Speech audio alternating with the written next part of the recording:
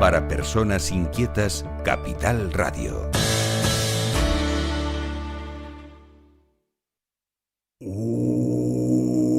Tiempos interesantes. Con José Figueroa García. En la 10. Capital Radio.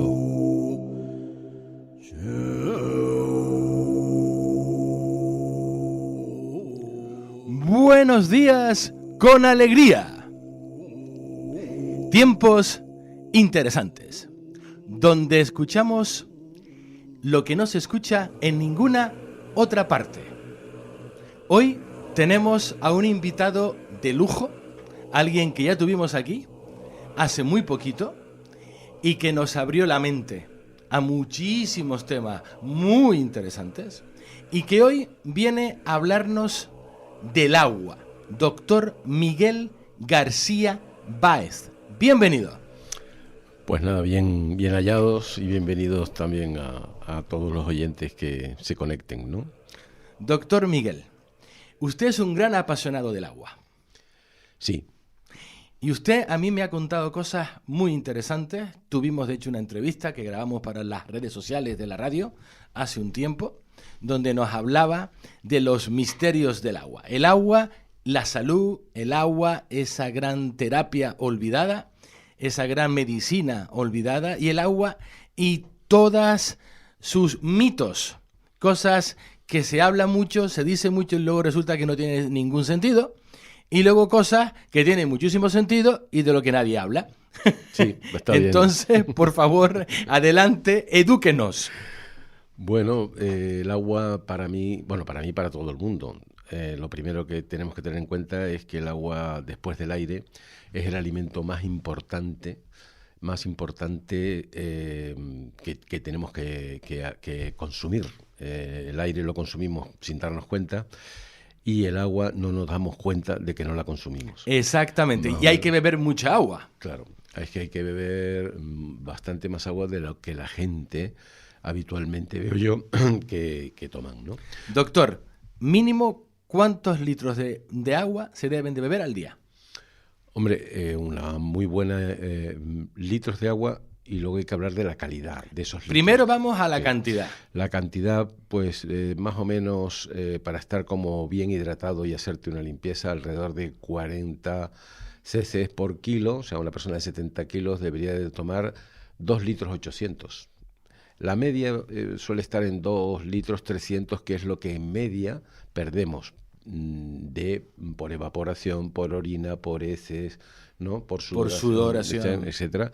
Eso lo pierdes. Por llanto. Sí, por transpiración. Por simplemente transpiración. Al respirar estás soltando siempre agua y CO2, ¿no? Y eso hay que reponerlo. Claro, a lo largo del día hay que reponer más o menos en media esos 2 litros 300, que, en una persona de 70 kilos está más bien, pero una persona de 50 pues es menos cantidad, ¿no? Una persona de 50 kilos pues a lo mejor es un 800, una cosa así.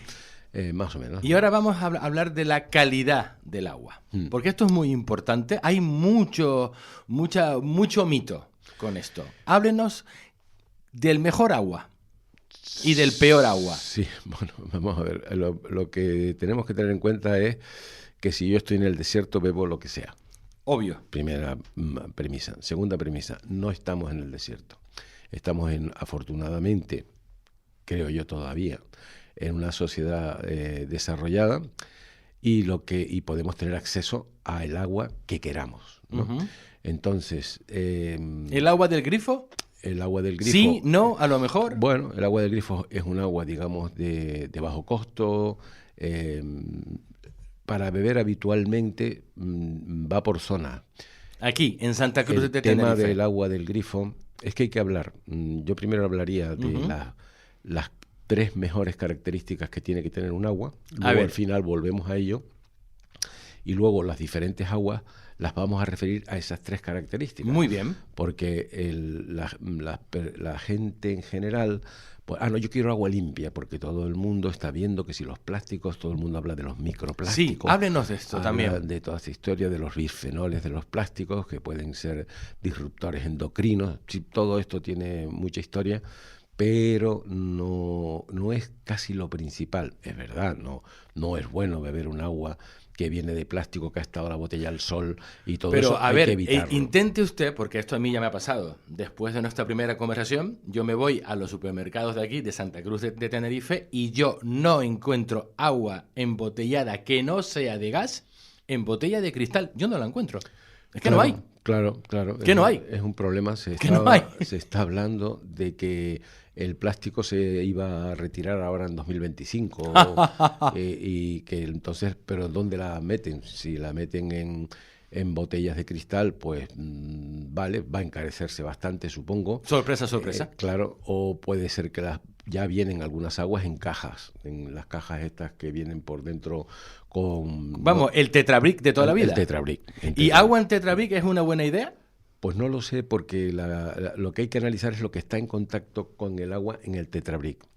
Luego hay que analizar qué pierde... Aluminio. Qué pierde, puede ser aluminio o puede ser otras cosas, ¿no? Hay que, me imagino que habrá diferentes fórmulas, habrá una muy general, que yo aún todavía no he analizado a fondo, pero ahí hay algo en contacto con el agua que no es natural, en principio, ¿no? Y ya veríamos. O sea que lo mejor sería de... Empezará el agua en Tetrabric y al cabo del tiempo empezarán a salir, pues que el agua en Tetrabric también tiene un problema. ¿Por qué? Porque siempre que nos estamos saltando la vía natural, por decirlo de alguna forma, pues estamos complicando las cosas. El agua limpia, es lo primero que hay que decir, no es un agua saludable. Vale, O sea, el agua vamos destilada, por decirlo. Vamos a ir por partes, porque esto es un tema muy interesante. Entonces, todo el tema de los microplásticos, ¿para alarmarse o tampoco es tanto? Bueno, yo diría que tampoco es tanto si tienes en cuenta una serie de medidas. Lo que ocurre es que nosotros no tenemos control en parte de esas medidas. O sea, yo ese agua no sé ni cuánto tiempo los envases en el barco estuvieron al sol o estuvieron sometidos a maquinarias que tenían cerca, o los movimientos contra los golpeteos contra el plástico.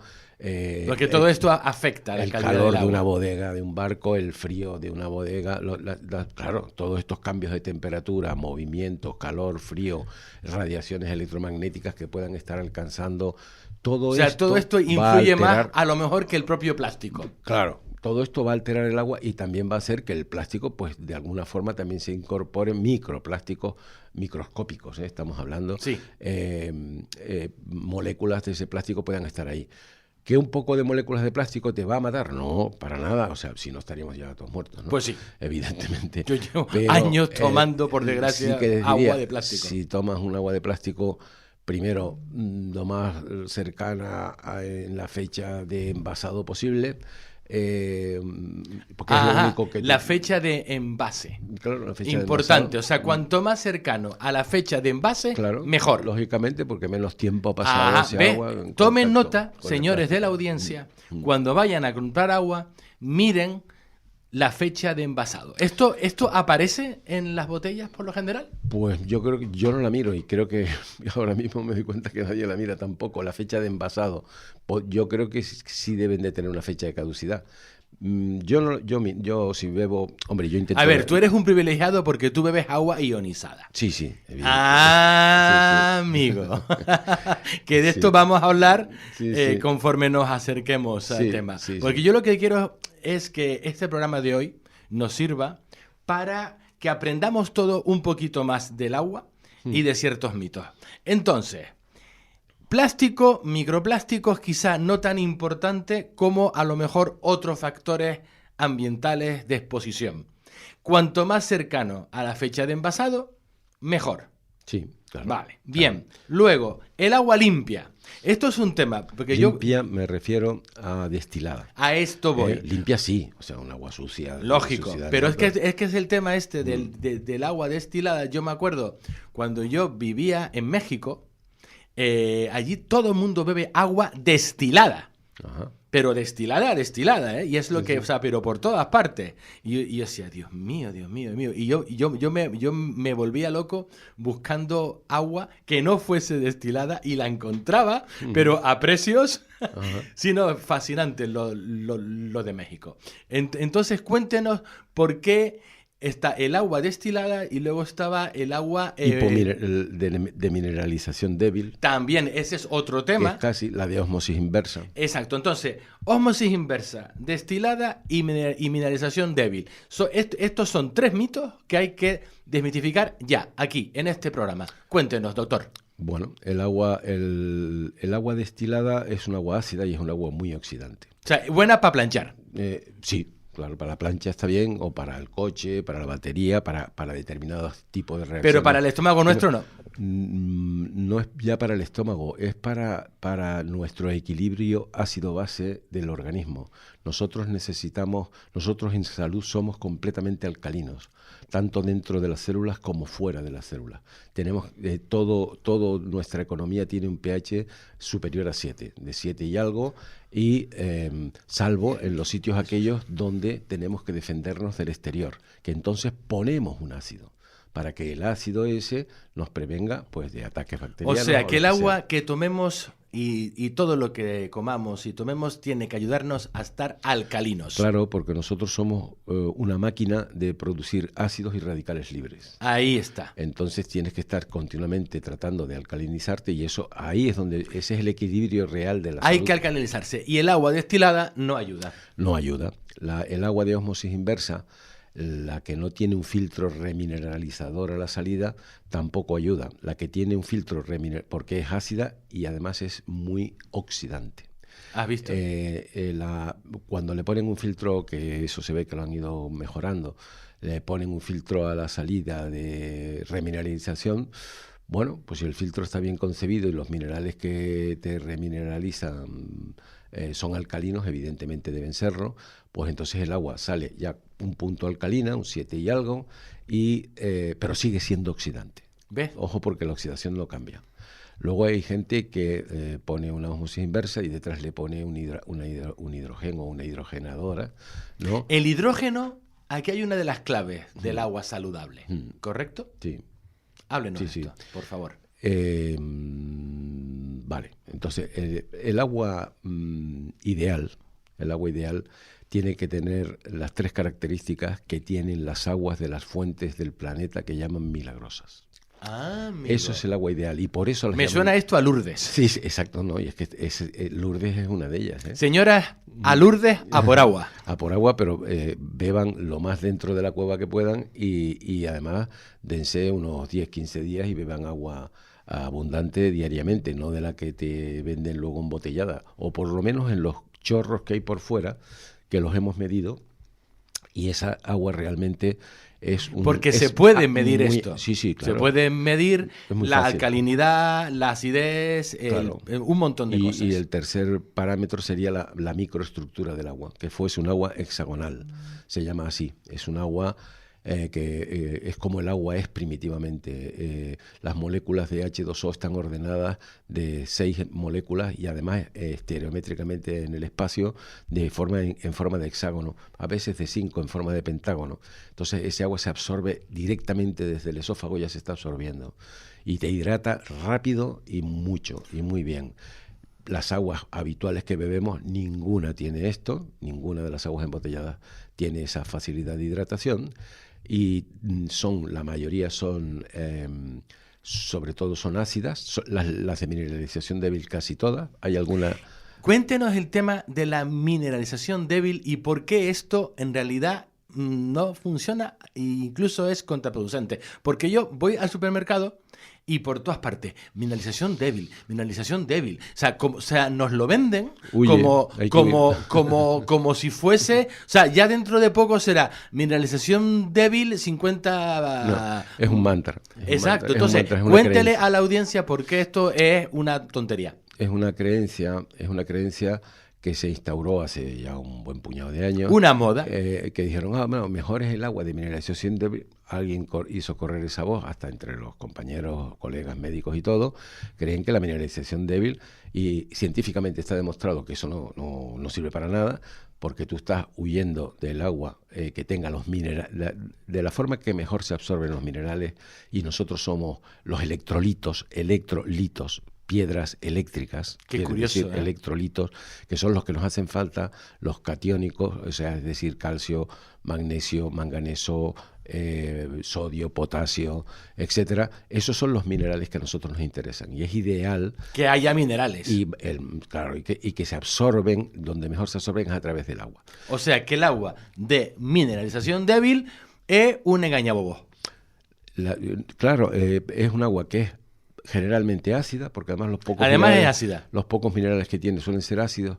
Hay alguna que me he encontrado de mineralización débil que es levemente alcalina, porque los pocos minerales que le han dejado dominan los minerales alcalinos. Menos mal. Menos mal, porque Hace, además algo bien hace. es la que le dan a los niños, además. No mira. juega para nada en favor de la salud de los niños un agua de mineralización O débil. sea, no le den agua de mineralización débil a los niños. Entonces, darle un agua normal. Nosotros aquí tenemos, no voy a hablar de marcas, por supuesto, de ninguna, pero aquí en Canarias tenemos algún agua que en vez de estar buscando por otro sitio, yo miraría beber agua de aquí primero por la cercanía. Oiga, y si quiere usted decir marca, dígalas. No, pero bueno, es complicado porque no hace falta. Vale. Yo en Petit Comité hablo, como sabes, distribuyo un ionizador, etcétera. Entonces, Sí, pero a ver, porque- hablemos del tema del ionizador, porque esto es un tema importante, porque hemos hablado que el agua, ¿cómo era? El agua, ahora ya se me pasó, se me fue el santo al cielo. el agua buena Es decir, tiene exactamente, tres características. Tiene tres características. Siempre. Siempre, que son, Primero, es muy antioxidante. ahí está, Segundo, es un agua bastante alcalina, de pH 8,5 para arriba. el pH. Sí, y después es un agua microestructurada que hidrata mucho, o hexagonal, también se llama así. Y entonces hidrata mucho y muy rápido y muy bien, ¿no? Vale. Estas tres características, quien las aprecia mucho y enseguida se dan cuenta, son los grandes deportistas, ¿no? Porque como llegan al agotamiento, Claro. cuando el agotamiento al final es una excesiva producción de ácidos que no te da tiempo a eliminar y entonces el músculo se agota, incluso se encalambra y luego tarda en recuperarse, pues cuando un deportista, y estos ionizadores los tiene pues Nadal, los tiene Cristiano Ronaldo, etcétera, etcétera, bebe este agua, se da cuenta de que se recupera muy rápido porque se hidrata a una velocidad 10 veces mayor que con cualquier otro agua por esa microestructura y además esa hidratación le lleva a alcalinizarse en el momento que la toma. O sea, en el momento que la toma por la bomba de protones, la sangre se alcaliniza en el momento. Entonces, lo que consigue con eso es que se alcalinice su medio interno y entra el oxígeno en la célula, porque el ácido evita que entre bien el oxígeno en la célula y el radical libre también, y entonces eso es lo que hace que se le encalambre el músculo y esté cansado. Por lo tanto, el mejor tipo de agua que se puede beber idealmente es un agua ionizada. Claro, para conseguir esas tres características tienes dos posibilidades. Una posibilidad es irte a vivir o a Lourdes o irte a vivir a Tlacote en México o irte Bueno, a Tlacote en México que ya lo han cerrado. Han cerrado esa fuente. Sí, no sé por qué, a lo mejor era un sitio privado, no lo sé, no tengo ni idea. O te puedes ir a vivir al Valle de Unza en Pakistán, en España. Me queda un poco lejos, doctor. Sí, también. También tienes en Delhi, que también queda un poco lejos. Hay otra Entonces, fuente. si vives en Canarias y no te puedes permitir el lujo de irte a vivir a esos lugares, lo mejor es buscar agua ionizada. Claro. Entonces la segunda opción es o te vas a vivir al lado de una fuente de que tenga estas tres características, que hay como 80 en el mundo o 90 que se hayan constatado. La otra posibilidad es, los japoneses inventaron, para tener ese agua en su casa hace 50 años, inventaron el ionizador. Y de hecho yo sé que aquí, en Tenerife, hay restaurantes que ofrecen ya agua ionizada. Hombre, claro, es fantástico. Sí, Es parte, sí, digamos, sí, de su oferta. Claro. O sea, te vas al restaurante y sabes que el agua que te ponen es el mejor agua del mundo. Agua ionizada. Sí, exactamente. Y además lo puedes comprobar. Quiero decirte que no traten de engañarnos porque eso yo llevo un comprobador y sé enseguida si tiene Vamos a hacer un vídeo de hidrógeno molecular o no. Vamos a hacer un vídeo de esto. Nosotros vamos a tomar varias aguas y vamos a aplicarle esta tecnología y vamos a ver qué agua es más y es menos saludable. Vamos a hacer un vídeo y vamos a subirlo a las redes de la radio. Y para aquellas personas que quieran averiguar más sobre el agua ionizada y sobre cómo tener un ionizador en su casa o negocio, se están haciendo demostraciones, se están dando charlas, se está concienciando a la ciudadanía y me parece que hay un número de WhatsApp a la que la gente puede escribir sin compromiso para averiguar cuándo es la próxima charla, la próxima demostración, porque es que es importante, es que el agua es vida. Sí. ¿Cuál es el número de WhatsApp, doctor? Es el 691 61 00 05. 0005, me encanta. Repítalo, por favor, doctor. 691 61 0005. Perfecto. Porque hay que beber agua saludable. Sí, no es lo mismo que agua potable. Agua potable es algo que te puedes beber, pero que te puede estar oxidando. Sí, vamos, que no te mata en el momento. No te mata en el momento. Y el agua saludable es algo que te ayuda al riñón a funcionar, te alcaliniza, te antioxida. Entonces eso, un agua antioxidante es un agua antienvejecimiento. También, porque importante. Llega con esa microestructura, llega incluso al núcleo de las células y repara los telómeros de los cromosomas. Es que una cosa que yo, digamos, a base de hablar contigo una y otra vez, me he dado cuenta que esto se trata de salud a nivel celular. Sí, claro, claro. Porque la célula lo es todo. Claro, entonces, claro. La célula se alcaliniza, la célula se ahoga en ácido, claro. La célula la palma o la célula sigue para adelante. Claro, y aquí viene la palabra clave, el cáncer. Claro, claro, eso ya lo descubrió Otto Warburg. O sea, si tú tienes un medio ácido constante alrededor de una célula que necesita para poder funcionar fuera un medio alcalino y dentro, porque ella también es alcalina dentro, entonces si tiene un medio ácido fuera, como estábamos comentando, no llega bien el oxígeno. Entonces la célula muta en vez de trabajar con el oxígeno, empieza a trabajar con la glucosa. Y entonces ahí ya ha mutado. Que aparte la glucosa, otro tema. Sí, bueno, ese es otro. Fascinante. Otra historia para otro día. Pero bueno, se dedica la célula quiere vivir y entonces...